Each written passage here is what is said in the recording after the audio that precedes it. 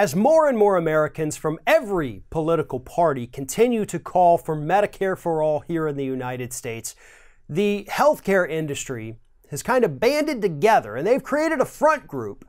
They actually created it last year, whose sole purpose is to fight back against Medicare for all. Now, the group is called Partnership for America's Healthcare Future, and it's made up of members from pharmaceutical companies, health insurance companies, and hospitals. And this is courtesy of Libby Watson over at Splinter News talking about this story. Well, now, this group, Partnership for America's Healthcare Future, has put together a 2.5-minute ad talking about how great our private sector health insurance is and how awful Medicare for all would be for every United States citizen.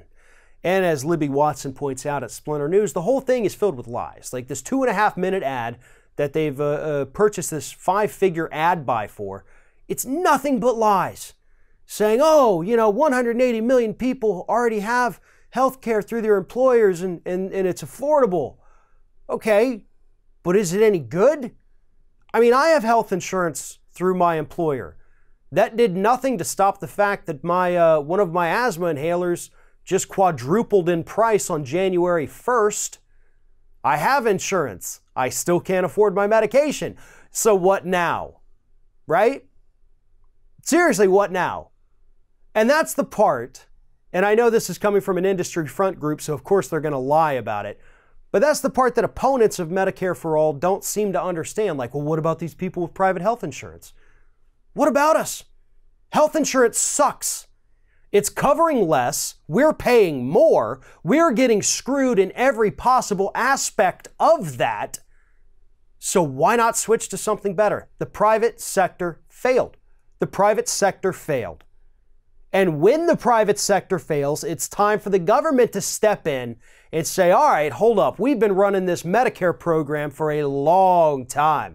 It may not be perfect, but it's a hell of a lot better than what the private sector is offering. In fact, our members actually have lower wait times to get into hospitals, to go see a specialist or a doctor.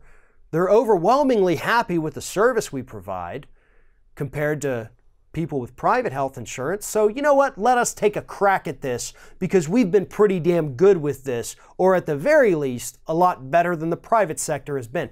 And that's what the American public wants. The people out here calling for Medicare for all are not people who don't have insurance. We're people who are tired of being screwed over by our insurance companies.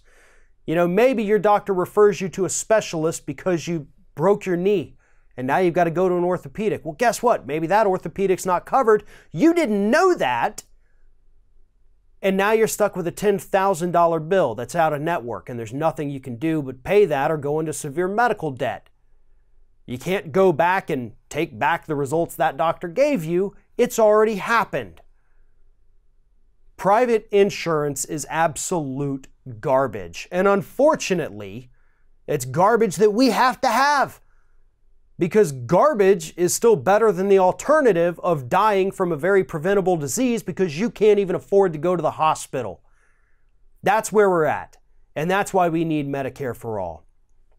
And the biggest issue here, though, is that these pharmaceutical companies, insurance companies, hospital corporations, they got billions upon billions upon billions of dollars at their disposal to fight back against the Medicare for all movement. Billions of dollars to continue spreading their misinformation from coast to coast and border to border, and they're going to continue to do that. But the silver lining here is that they can't deny the reality that people see every day when they go to the doctor. Those bills that come in the mail, even though you have health insurance, saying, oh yeah, well, you had a cold, you went to the doctor, you still owe us $300.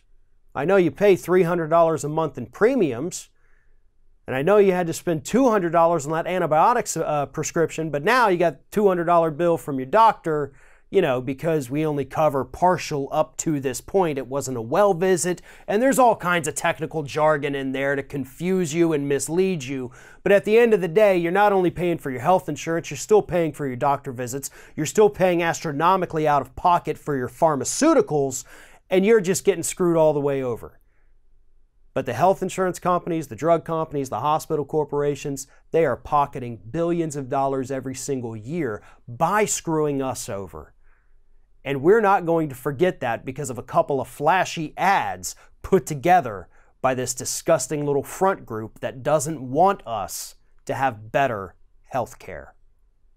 Thanks for watching, everybody. And don't forget, if you like what you see here, like, comment, share, and subscribe to our channel. And now you can also become a member of Ring of Fire and get exclusive early access to certain Ring of Fire videos all throughout the week. Just click on the little join button right below the video.